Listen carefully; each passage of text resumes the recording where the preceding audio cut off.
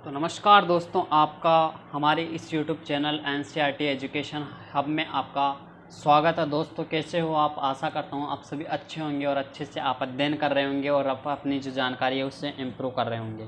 तो दोस्तों, वीडियो शुरू करने से पहले आपको बताना चाहूँगा कि हमने 4 लेसन जो कि NCERT कक्षा 9 के हमने पूर्ण कर लिए हैं अभी इसी के अंदर।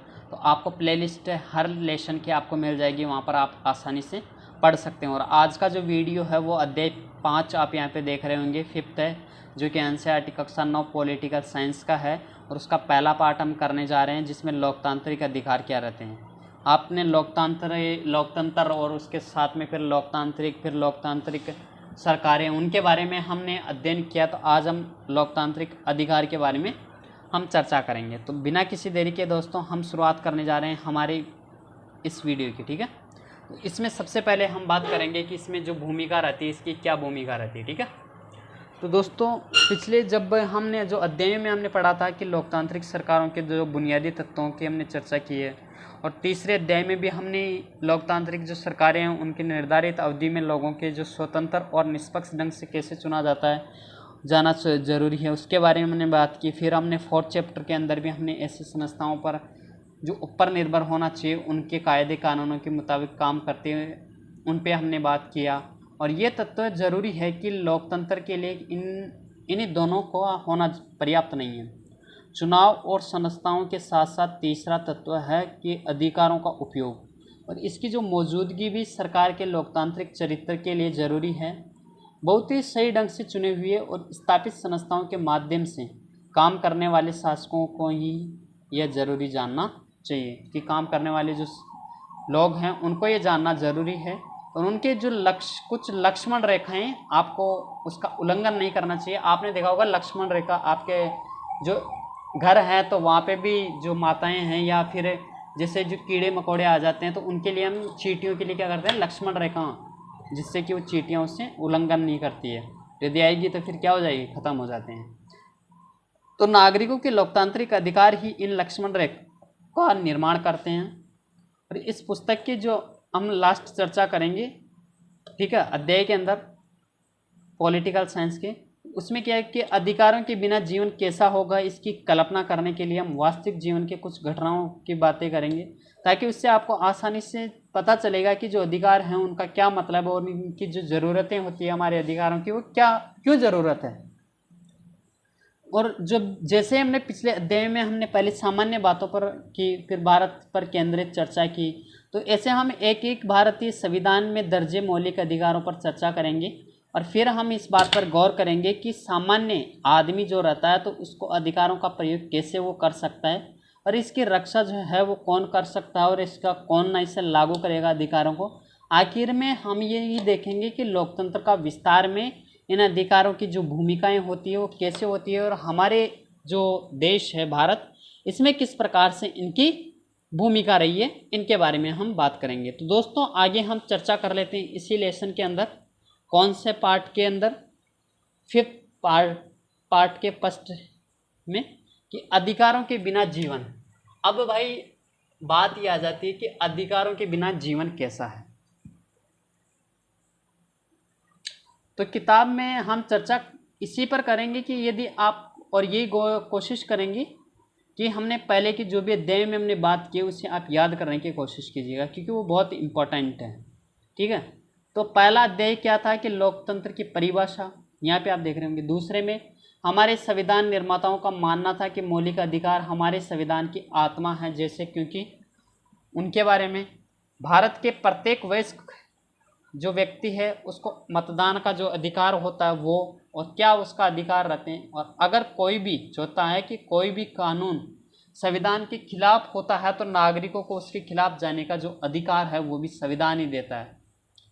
तो इन तीनों उदाहरणों पर हम शुरू करते हैं हमारी बात को कि कैसे जीवन, इसके बिना कैसा जीवन रहता है। तो यहाँ पे हम उस चर्चा को शुरू करते हैं, और उससे पहले हम छोटी सी एक यहाँ पे प्रेस टोनी ब्लेयर, इसके बारे में हम थोड़ी सी पहले बात कर लेते हैं, बहुत ही अच्छी है। कि सबसे पहले तो यही कि आप कैसे हैं। मैंने 2 साल पहले आपको पत्र लिखा था, आपने उसका जवाब क्यों नहीं दिया। मैं बहुत दिनों तक आपके जवाब का इंतज़ार करता रहा पर आपका जवाब आया ही नहीं। क्या आप मेहरबानी करके मेरे सवाल का जवाब देंगे? मेरे पिता जेल में बंद क्यों हैं? वे दूर दराज के ग्वांतानामो बे में क्यों रखे गए हैं? मुझे अपने पिता की कमी बहुत खलती है। मैंने अपने पिता को 3 वर्षों से नहीं देखा है और मैं जानता हूं कि मेरे पिताजी ने कुछ भी गलत नहीं किया है, क्योंकि वे आदमी बहुत अच्छे आदमी थे और लोग भी मेरे पिताजी के बारे में बहुत आदर के साथ बातें करते थे। आपके बच्चे आपके साथ क्रिसमस मनाते हैं पर मैंने मेरे भाई और बहनों ने पिछले 3 वर्षों से पिताजी के बिना ईद मनाई है। इसके बारे में आप क्या सोचते हैं? मुझे उम्मीद है कि इस बार आप मेरे पत्र का जवाब देंगे। धन्यवाद। तो यह है अनस जमील अल बन्ना, जो कि उम्र है 9 साल और यह है 2005 का। देखिए ये आपको पता होगा तो ये एक रियल है, ये नहीं है कि किताब के अंदर दे दिया है तो वो कुछ अलग ही कहानी टाइप बना के, ये रियल है।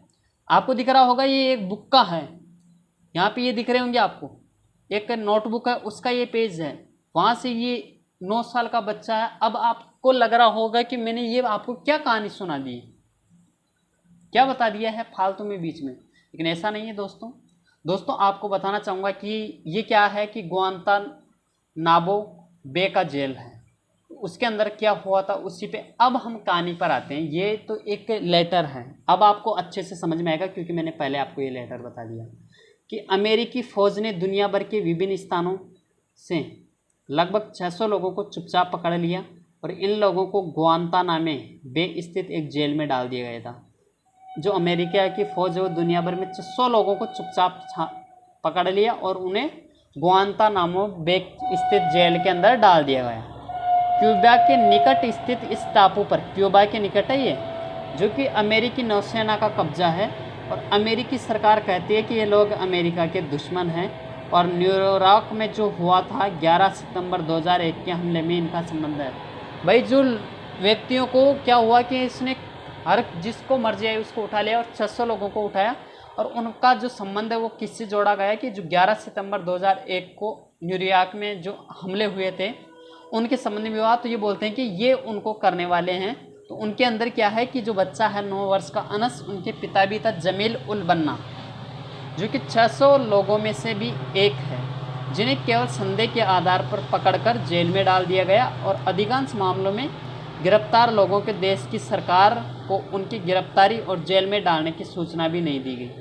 और अन्य कैदियों की जो तरह जमील का जो परिवार है वालों को भी अखबार के माध्यम से खबर मिली कि उन्हें भी जेल में रखा गया है और इन कैदियों के परिवार वालों, मीडिया के लोगों, यहाँ तक कि संयुक्त राष्ट्र के व्यक्ति हैं, ये जो प्रतिनिधियों को भी उनसे मिलने की इजाज़त नहीं दी गई और अमेरिका सेना ने उन्हें गिरफ्तार किया, उनसे पूछताछ की और उसी ने फैसला किया कि किसे जेल में डालना है और किसे नहीं। तो ये क्या हुआ कि न तो किसी भी जज का उन्होंने कोई मुकदमा न चलाया और न ही कैदियों को अपने देश की अदालतों का दरवाज़ा खटखटाने दिया कि आप अपनी जो बेगुनाही का है सबूत आप दे पाएँ, ऐसा कुछ भी नहीं करने दिया। उनकी जो मन में आया उसे उठाया गया और जेल में डाल दिया गया। ठीक है, तो अब इसमें हम जो बात कर लेते हैं कि एक अंतर्राष्ट्रीय मानवाधिकार है संगठन है एमनेस्टी इंटरनेशनल ने, कौन है एमनेस्टी इंटरनेशनल ने ग्वांतानामो बे के कैदियों की स्थिति के बारे में सूचना इकट्ठी की और बताया कि उनके साथ ज्यादती की जा रही है, यानी कि उनके इच्छा के विरुद्ध उनके साथ में ज्यादती की जा रही है और उनके साथ अमेरिका जो कानून है उसके अनुसार भी व्यवहार नहीं किया जा रहा है। अमेरिका के जो सेना थी उन्होंने किया ऐसा, लेकिन फिर भी अमेरिका के जो कानून थे उनका कोई भी वहाँ पे पालन नहीं किया जा रहा था और अन्य जो कैदी थे उन्होंने भूख हड़ताल किया और इसके खिलाफ विरोध भी करना चाहा और उन्हें ज़बरदस्ती खिलाया गया और नाक के रास्ते उनके पेट में भोजन पहुँचाया गया। देखिए कितनी ज्यादती की गई है कि उनके मुंह से नहीं, जब मुंह नहीं खोला उन्होंने तो नाक के रास्ते से उनके पेट में पहुँचाया गया भोजन। तो जिन कैदियों को आधिकारिक रूप से निर्दोष करारा दिया गया उनको भी नहीं छोड़ा गया। ये नहीं है कि जिसको छोड़ दिया भाई, जिसको निर्दोष कर दिया उसे छोड़ दिया गया, नहीं, उस संयुक्त राष्ट्र द्वारा कराई गई एक स्वतंत्र जांच से भी इन बातों की पुष्टि हुई है। संयुक्त राष्ट्र के महासचिव ने कहा कि ग्वांतानामो बे जेल को बंद कर देना चाहिए और अमेरिकी की जो सरकार है वो इनको मानने के लिए इनकार कर दिया। उसने क्या किया कि इनको मानने के लिए इनकार कर दिया कि उसे बंद किया जाए। तो दोस्तों आगे बात करते हैं सऊदी अरब में नागरिक अधिकार। सऊदी अरब में क्या हुआ कि ग्वांतानामो बे का उदाहरण है वो एक अपवाद जैसा है क्योंकि इसमें एक देश की सरकार दूसरे देशों के नागरिकों के अधिकारों का उल्लंघन कर रही थी। इसमें क्या हुआ था, जैसे इंडिया के हैं तो इंडिया के क्या हुआ कि इंडिया के जो लोग हैं उनको ले गया, लेकिन इंडिया की जो सरकार है उसकी एक न सुनी। ये किसी अन्य देश की मान लीजिए जिस देश के लोगों को लिया गया तो उनकी कोई बात नहीं सुनी गई, ना उनकी सरकार की सुनी गई। जब सीधा सा संकेत मिल रहा है कि अमेरिका के जो कानून है उनका जब पालन नहीं किया गया तो दूसरे देश की क्या करेंगे, क्या उम्मीद है। ठीक है, तो उल्लंघन कर रही थी नागरिकों के अधिकारों का। तो अब हम जो सऊदी अरब है उनका उदाहरण एक देख लेते हैं। वहाँ की जो सरकार है वो अपने नागरिकों को कितनी आज़ादी देती है और इस पर गौर कर लेते हैं जरा तथ्य। तो इस देश में क्या है कि एक वंश का शासन चलता है और राजा या शाह को चुनने या बदलने में लोगों की कोई भूमिका नहीं रहती है। जिसकी लाठी उसकी भैंस, याद रखिएगा। शाह की विधायिका और कार्यपालिका के लोगों का चुनाव करते हैं जो शाह, और वहाँ के जो प्रिंस रहते हैं, राजा रहते हैं, वही उसका चुनाव करते हैं। जजों की नियुक्ति भी शाह करते हैं और उनके जो फैसले को भी पलट भी सकते हैं कौन, शाह। तो भाई वैसे मतलब कुछ नहीं है कि वहाँ पे जज बनाए गए हैं या न्यायपालिका बनाई गई, उनका कोई महत्व नहीं रहा। तो लोगों को कोई राजनीतिक दल या संगठन नहीं बना सकते थे लोग, और मीडिया की मर्जी के खिलाफ कोई भी खबर नहीं दे सकती है। कौन, मीडिया जो शाह है, जो प्रिंस है, राजा है, उसकी बिना जानकारी के और उनके खिलाफ कोई भी ऐसी खबर नहीं दे सकते कि जिससे उसकी छवि खराब हो। ठीक है, और कोई भी धार्मिक आज़ादी नहीं थी कि जिससे में सिर्फ मुसलमान ही यहाँ के नागरिक हो जा सकते हैं। वहाँ पे क्या हुआ सऊदी अरब में कि वहाँ पे जो भी नागरिक है वो मुसलमान। यहाँ रहने वाले दूसरे धर्मों के लोग घर के अंदर ही अपने धर्म के अनुसार पूजा पाठ कर सकते हैं। उनके सार्वजनिक धार्मिक अनुष्ठानों पर रोक है। वहाँ पे मुसलमानों के अलावा और किसी की पूजा वूजा वगैरह सार्वजनिक नहीं रहती। यदि कोई भी है अन्य धर्मों का व्यक्ति तो वो अपने घर के अंदर पूजा अर्चना करें और मस्त रहें। औरतों को वैधानिक रूप से मर्दों से कमतर का दर्जा मिला हुआ है और उन पर कई तरह की सार्वजनिक पाबंदियां, जैसे मर्दों को जल्दी ही स्थानीय निकाय के चुनाव के लिए मताधिकार मिलने वाला है जबकि औरतों को ये अधिकार नहीं है। तो ये बातें हैं वो सिर्फ सऊदी अरब पर ही लागू नहीं होती है। ये दुनिया में ऐसे कई ऐसे देश आपको पता होगा कि जो इस प्रकार की स्थितियाँ हैं वो मौजूद हैं। ठीक है, तो अभी हमने दो पर तो बात कर लिए, एक तो कौन सा, अमेरिका, और एक सऊदी अरब। अब हम कोसोवो में जातीय नरसंहार, ये कोसोवो है, वहाँ की हम बात कर लेते हैं यहाँ पर किस प्रकार से क्या चल रहा है। तो आप सोच सकते हैं कि ये चीज़ें हैं वो सिर्फ राजशाही में ही चल सकती हैं, यानी कि वहाँ पे राजा या शाह रहता है उसके अनुसार। तो चुनी हुई सरकार वाली शासन व्यवस्था में ऐसा नहीं होगा। पर कोसोवो की इस कथा पर गौर करना है आपको। और कोसोवो पुराने यूगोस्लाविया का एक प्रांत था। कोसोवो क्या था, यूगोस्लाविया का एक प्रांत था जो अब टूटकर अलग हो गया। और इस प्रदेश में अल्बानियाई लोगों की संख्या बहुत ज़्यादा थी और पूरे देश के लिहाज में सर्ब लोग बहुसंख्यक थे। उग्र सर्ब राष्ट्रवाद के वक्त मिलोसेविक ने यहाँ के लोग चुनावों में जीत हासिल की। उनकी जो सरकार ने कोसोवो के अल्बानियाई लोगों के प्रति बहुत ही कठोर व्यवहार किया और उनकी इच्छा थी कि देश पर सर्ब लोगों का ही पूरा नियंत्रण हो। अनेक सर्ब नेताओं का मानना था कि अल्बानियाई लोगों जैसे अल्पसंख्यक या तो देश छोड़कर चले जाएं या फिर उनके जो सर्बों का प्रभुत्व स्वीकार कर लें। ये हुआ कोसोवो के अंदर, या तो वो देश छोड़कर चले जाएं या फिर वहाँ का सर्बों का प्रभुत्व उन्हें स्वीकार करना पड़े। अब एक आप यदि आप खुद भी अपने सर्ब वहाँ पे अपने आप को मानकर आप कल्पना कीजिएगा, ताकि आपको फिर इसके बारे में आपको तर्क वितर्क अपनी ओर से भी कुछ मिलने वाले हैं। तो दोस्तों आगे चलते हैं कि कोसोवो के एक शहर में अप्रैल 1999 में एक अल्बानियाई परिवार के साथ कुछ ऐसी घटना हुई। एक परिवार को ले लेते हैं ताकि आपको आसानी से समझ में आए। क्या है वो कि क्या हुआ कि जो अल्बानिया का है उसमें 74 वर्षीय बतीसा होक्सा 74 वर्षीय बतीसा होक्सा है, जो अपनी रसोई में 77 वर्षीय पति 77 वर्ष के पति इजेत के साथ बेटी आग पर तप रही थी। एक महिला थी, वो अपने पति के साथ में घर के अंदर तप रही थी, ठंड होगी। तो विस्फोटों की आवाज़ उनको सुनाई दी और उनको एहसास नहीं हुआ कि सर्बिया की फौज शहर में घुस गई है। जो वहाँ पे विस्फोटों की तो आवाज़ आई, लेकिन उन्हें एहसास नहीं हुआ कि जो सर्बिया की फौज है वो शहर में घुस गई है। तभी उनका दरवाज़ा खोलकर 5-6 सैनिक धनधनाए अंदर आए और उन्होंने पूछा कि बच्चे कहाँ पे हैं। क्या पूछते हैं कि बच्चे कहाँ पे। तो बतीसा याद करती है कि उन्होंने इजेत की छाती में 3 गोलियां दागी। जब वो याद करती है तो जो उनके पति थे उनकी छाती में 3 गोलियां दागी, उनके सामने उनकी पति की मौत है वो भी कर दी। और सैनिकों ने उसकी अंगुली से शादी की अंगूठी उतार ली और उसे भाग जाने को कहा। क्या बोला कि भाग जाओ। और मैं अभी, अब कौन है ये, वो महिला बोल रही कि मैं अभी दरवाजे से बाहर भी नहीं निकली थी। उन्होंने घर को आग लगा दी, घर में क्या लगा दिया, आग लगा दी जो सेना है उसने। तो बस वह बरसात में बेघर होकर सड़क पर खड़ी थी। उनके पास न मकान था, न पति और न ही शरीर पर पहने कपड़ों के अलावा कोई और चीज़। समाचारों में आई थी ये कथा तो उन हजारों अल्बानियाई लोगों के साथ हुए बर्ताव में से एक ये सच्चाई बताई जाती है कि ऐसा हुआ था।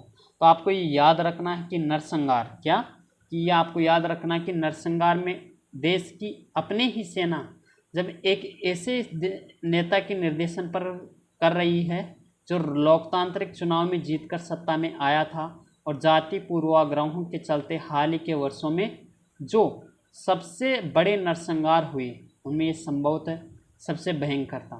आखिरकार कई और देशों ने जब दखल दिया, जब जाकर ये क्रम थमा, जब देशों ने उसके अंदर, अलग अलग देश थे, उन्होंने उसके अंदर सवाल उठाए तो उन्होंने उसके ऊपर दबाव बनाया तो ये थोड़ा बहुत कम हुआ।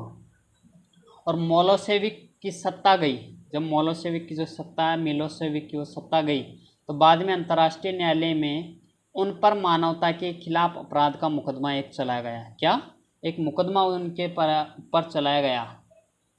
तो क्या कि अधिकार विहीन, अब हम छोटा सा कि इसके अंदर आपको एक पत्र लिखना है ताकि कि किसी भी महिला के नाम पर, जो कि जैसे ही हमारे देश के अंदर भी हुआ था कि जैसे 1984 के अंदर क्या हुआ कि सिख विरोधी दंगे, या 2002 के अंदर हमारे गुजरात के अंदर दंगे हुए थे।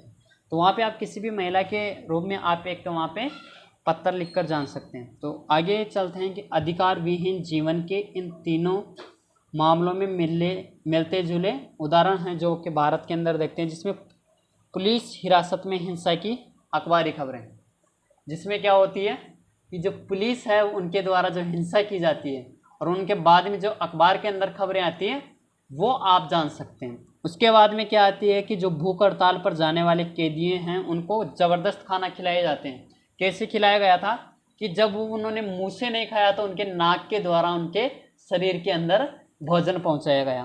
तो आप वो देख सकते हैं। या हमारे देश के अंदर भी यदि कहीं पे जातीय हिंसा हुई थी जात के आधार पर, तो वहाँ पे आप समझ सकते हैं। आगे चलते हैं, महिलाओं के साथ जो गैर बराबरी वाले व्यवहार किए गए थे, जैसे पुरुषों के भांति जो महिलाएं हैं उनको जो अधिकार है वो नहीं दिए गए थे। ठीक है, तो उनके बारे में, तो इन सभी मामलों के बारे में आप उदाहरण दे सकते हैं और सूची बना सकते हैं, जिससे आपको ये लेसन है वो अच्छी प्रकार से आपको समझ में आएगा। ठीक है, तो आगे का जो हम चैप्टर पढ़ने वाले हैं उसके अंदर हम ये पढ़ेंगे कि भारत में लोकतंत्र का जो अधिकार है उसके बारे में हम पढ़ेंगे।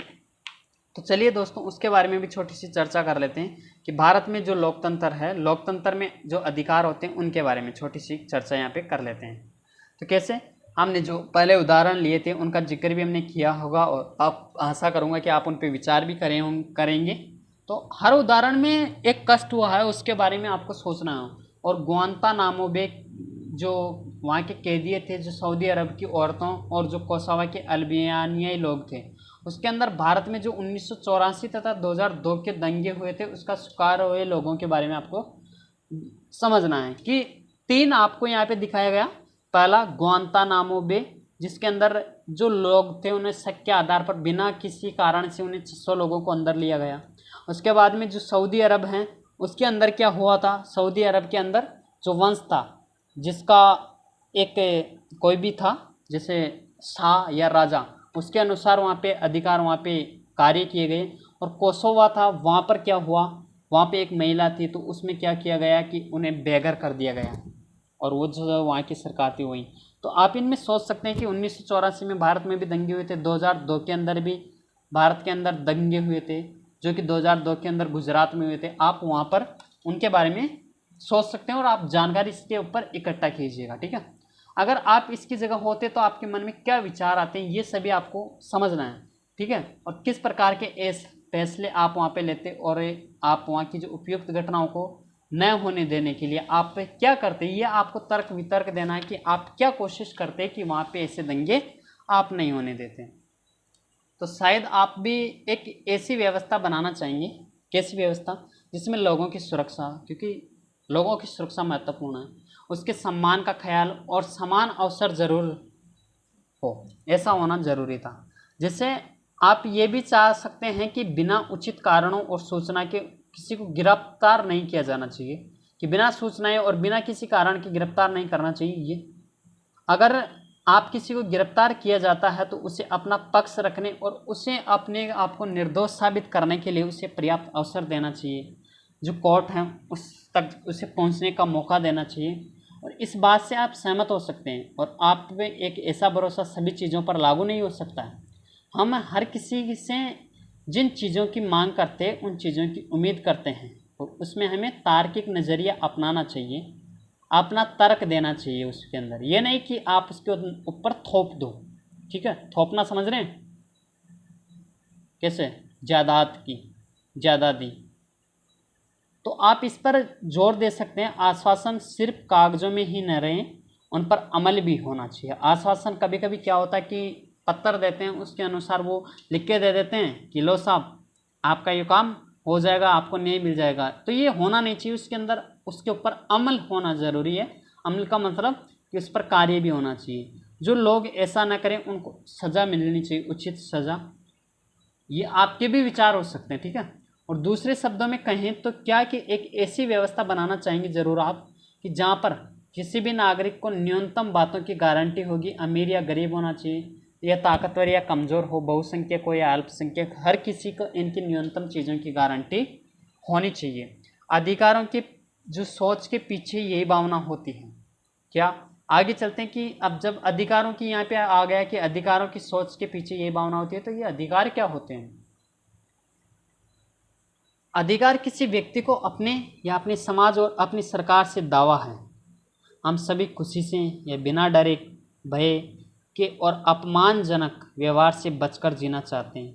उसके लिए दूसरों से ऐसे व्यवहार की अपेक्षा करते हैं कि हमें कोई नुकसान ना हो, ठीक है, और न कोई कष्ट न हो। तो इसी प्रकार हमारे व्यवहार हैं उससे किसी को भी नुकसान नहीं होना चाहिए और कोई कष्ट नहीं होना चाहिए। इसलिए आधार तब भी संभव है जब आपका अपने बारे में किया हुआ दावा दूसरे के समान रूप से लागू हो। और आप ऐसे अधिकार नहीं रख सकते हैं जो दूसरों को कष्ट दे या नुकसान पहुंचाए। देखिए ये बहुत अच्छी है कि आपको एक नैतिक एक अच्छा व्यक्ति बनाने में भी बुकें, आपको ये नहीं है कि आप नंबर ही लाओ, या आपको एक अच्छा व्यक्ति बनाने, एक सज्जन व्यक्ति आपको बनने के अंदर ये बहुत हेल्पफुल रहती है। एक सही व्यक्ति, अच्छा नागरिक बनाने में आपको ये बहुत महत्वपूर्ण भूमिका अदा करती है। तो आप इस तरह से जैसे क्रिकेट खेलने के अधिकार का दावा नहीं कर सकते हैं, पड़ोसी की खिड़की के शीशे जो टूट जाएं या आपके अधिकार को कुछ ना हो, ऐसा नहीं होता है। यूगोस्लाविया था, उसके जो सर्ब लोग थे जो पूरे देश में सिर्फ अपना दावा नहीं कर सकते हैं। आपको सर्ब लोग जो यूगोस्लाविया था वहाँ के बारे में है, तो वहाँ पे ये सर्ब अपना दावा नहीं कर सकते हैं। सो हम पर जो दावा करते हैं वो तार्किक भी होने चाहिए उन पर तर्क वितर्क हम दे सकते हैं, ऐसा होना चाहिए। वे ऐसे होना चाहिए जिसमें हर किसी को समान मात्रा में दे पाना संभव हो, और इस प्रकार से हमें कोई भी ऐसा अधिकार में बाध्यता के साथ मिलता है कि हम दूसरों के अधिकारों का आदर करें। हमें दूसरों के अधिकारों का आदर करना ही पड़ेगा, करना भी चाहिए। हम कुछ दावे कर देते हैं और सिर्फ इतने भर से वह हमारा अधिकार नहीं होता है कि उस पर हमारे पूरे समाज की स्वीकृति मिलनी चाहिए, जिसमें हम रहते हैं। और हर समाज अपने आचरण को व्यवस्थित करने के लिए कुछ कायदे कानून बनाता है, और कायदे कानून हमें बताते हैं कि सही क्या है और गलत क्या है। समाज जिस चीज़ को सही मानता है, सबके अधिकार लायक मानता है, वही हमारे भी अधिकार होते हैं। ठीक है, इसलिए समय और स्थान के हिसाब से अधिकारों की अवधारणा भी बदलती रहती है। 200 साल पहले अगर कोई कहता था कि औरतों को वोट देने का अधिकार होना चाहिए, तब उसे अजीब माना जाता था, और सऊदी अरब में आज भी उनको वोट देने का अधिकार अजीब लगता है और अजीब माना जाता है। जब समाज में मान्य कायदों को लिखत पढ़त में ला दिया गया जाता है, तो उनको असली ताकत मिल जाती है, और इसके बिना वे प्राकृतिक व नैतिक अधिकार ही रह जाते हैं। और ग्वांतानामो बे के कैदियों को दमन का विरोध करने या उसे गलत बताने का सिर्फ नैतिक अधिकार है, पर भी इसके भरोसे किसी ऐसे व्यक्ति या संस्था के पास नहीं जा सकते थे जो इसे लागू करा सके और उन पर जो कानून के कुछ दबावों को मान्यता दे सकें और उन्हें लागू किया जा सकते। फिर भी हम उनको लागू करने की मांग है वो कर सकते हैं। ठीक है, तो आगे हम इस पर छोटी सी बात और कर लेते हैं, फिर हमारा ये चैप्टर है वो पूर्ण होने वाला है। तो कैसे कि अगर अन्य नागरिक है कोई भी या सरकार है तो इन अधिकारों का आदर नहीं करते हैं और इसका उल्लंघन करते हैं, तो हमें इन अधिकारों का उसको क्या कहते हैं, अधिकारों का हनन कहते हैं। जब वो अधिकारों का आदर नहीं करते हैं, नागरिक उनका अधिकार का आदर नहीं करते हैं, तो हम उसे क्या कहते हैं, अधिकारों का हनन। तो हम अपने अधिकारों का हनन कहते हैं। तो ऐसी स्थिति में कोई भी नागरिक अदालत का दरवाज़ा खटखटाता है तो अपने अधिकारों की रक्षा की मांग करता है। तो इसलिए हम अगर किसी दावे को अधिकार कहते हैं तो उसमें ये 3 बुनियादी चीज़ें होनी चाहिए। क्या होनी चाहिए, ये बहुत महत्वपूर्ण है, ये आपको याद रखना है, घोट के पी जाना। अधिकार लोगों के तार्किक दावे हैं। अधिकार क्या है, तर्क वितर्क देने के दावे हैं। इन्हें समाज से स्वीकृति और अदालतों द्वारा मान्यता मिली होती है। क्या रहती है अधिकारों की, कि इन्हें समाज भी इसके पक्ष में रहता है कि जो कानून बनाए गए ये सत्य हैं और सही हैं, इनसे किसी को भी नुकसान नहीं होगा, यानी कि निर्दोषों को सज़ा नहीं मिलेगी इस प्रकार से, और अदालतों द्वारा भी उन्हें मान्यता मिली होती है। तो आगे इसमें छोटा सा टॉपिक हम पढ़ लेते हैं। क्या टॉपिक है कि लोकतंत्र में अधिकारों की ज़रूरत है। वो क्या ज़रूरत है लोकतंत्र में अधिकारों की? लोकतंत्र में अधिकारों की क्या ज़रूरत है कि स्थापना के लिए अधिकारों का होना जरूरी है। लोकतंत्र की जब स्थापना हम करते हैं, भाई लोकतंत्र लोगों का तंत्र, लोगों का शासन, तो उसके अंदर अधिकार भी होना चाहिए कि किसको क्या अधिकार है। ठीक है, तो लोकतंत्र में हर नागरिक को वोट देने और चुनाव लड़कर प्रतिनिधि चुने जाने का अधिकार है। लोकतांत्रिक चुनाव हो, इसके लिए लोगों को अपने विचारों को व्यक्त करने की क्या है, राजनीतिक पार्टियां बनाने या राजनीतिक गतिविधियों की आज़ादी का होना भी जरूरी है, ये भी जरूरी है। आगे चलते हैं कि लोकतंत्र में अधिकारों की एक ऐसी भूमिका भी है जिसमें अधिकार बहुसंख्यकों के दमन से अल्पसंख्यकों की रक्षा करते हैं। एक अधिकार ऐसे भी हैं जो बहुसंख्यक हैं, वो क्या करते हैं, कभी कभी अधिकार जताते हैं और अपना रौब जमाते हैं किन पर, अल्पसंख्यकों पर।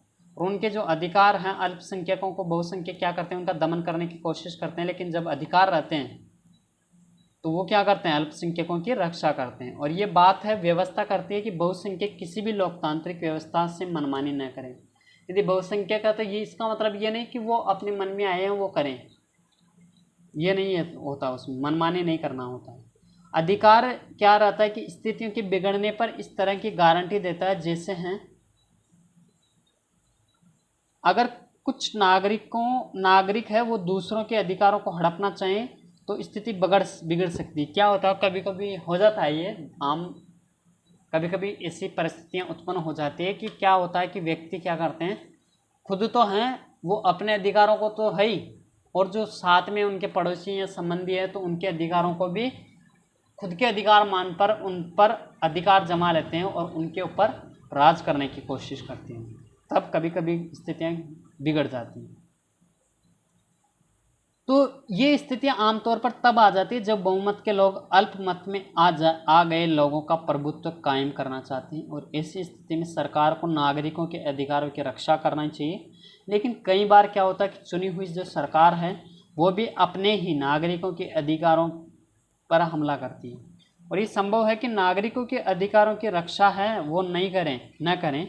इसलिए कुछ अधिकारों को सरकार से भी ऊंचा का दर्जा दिया जाता है, सरकार से भी ऊंचा दर्जा देने की ज़रूरत है, ताकि सरकार भी उसका उल्लंघन न कर सके। और अधिकांश लोकतांत्रिक शासन व्यवस्थाओं में नागरिकों के अधिकार संविधान में लिखित रूप से दर्ज हों, जिससे क्या होगा कि जो लोग हैं उन्हें न्याय मिलेगा और किसी भी व्यक्ति को इस प्रकार की कोई परेशानी नहीं होगी। तो दोस्तों, हमारा जो चैप्टर है 5वां, उसके अंदर हमने ये बात आज की है कि अधिकारों की क्या ज़रूरत है और अधिकार क्या है, लोकतांत्रिक अधिकार क्या है, उनके बारे में हमने विस्तार से कोशिश की पढ़ने की। तो दोस्तों, आगे भी हम इससे रिलेटेड वीडियो लेकर आएंगे। तब तक के लिए आप इसे अच्छे से देखिए और अपने दोस्तों के साथ में ज़्यादा से ज़्यादा शेयर कीजिए, ताकि उन्हें भी इसका लाभ मिल सके और आप भी, जिससे आप एक अच्छे नागरिक बनने की कोशिश करें। जो इनमें दिया गया है, ये नहीं कि आप इसमें पढ़ लो और अंक हासिल कर लो, इसका मेन महत्वपूर्ण मेरा मकसद ये नहीं है। आपने सुना होगा कि हंगामा खड़ा करना मेरा मकसद नहीं है, मेरी कोशिश रहेगी कि ये सूरत बदलनी चाहिए, ठीक है, यानी कि आग जलनी चाहिए, ठीक है। तो ये मकसद है कि आप अपने जीवन के अंदर इन्हें उतारें, और यदि आपके सामने ऐसा होता है तो आप कोशिश करें कि उन्हें न्याय ज़रूर मिले, ठीक है। धन्यवाद दोस्तों, शेयर ज़रूर कीजिएगा, पढ़ते रहिए, हंसते रहिए। जय हिंद, जय भारत।